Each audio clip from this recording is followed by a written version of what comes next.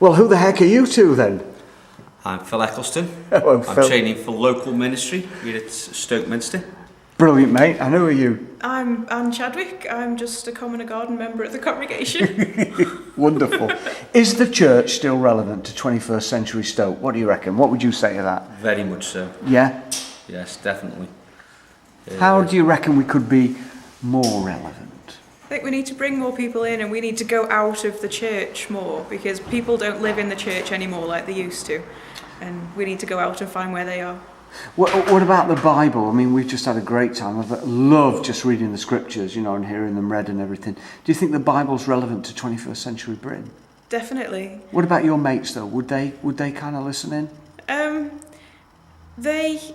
They don't like the Bible as much as I do, but Right. then they like the way it affects my life. They like the way I live my life according to the way the Bible tells me I should. Why do you think they don't like the Bible?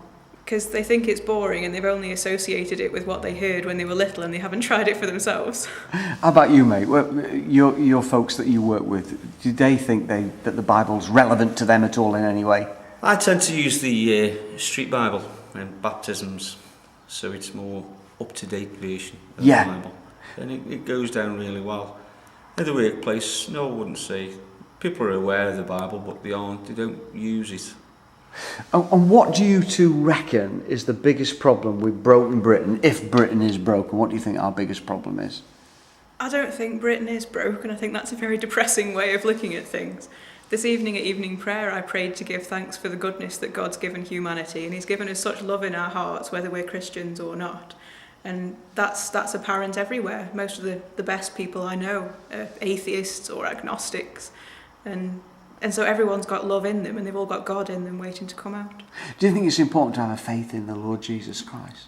Well, yes. I wouldn't be here if I didn't. It's a stupid question, that, isn't it, really? What I mean is, though, do you think that matters? Do you think that changes things, who you've got your faith in? I mean, like you say, you can have a faith in yourself, you can have a faith in, I don't know, a form of science, you can have a faith in other religions. Do you think the faith in Jesus is unique, vital?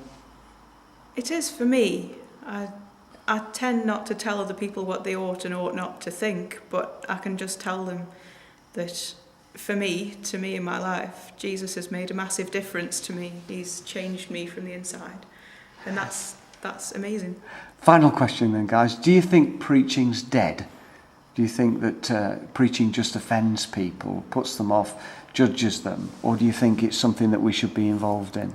The art is interpreting it for today's world. That's the art of doing it, and letting us get the spiritual rebirth of the country back to where it should be. Yeah. I think that's more important than anything. How about you, Maddie? Would you preach to your friends?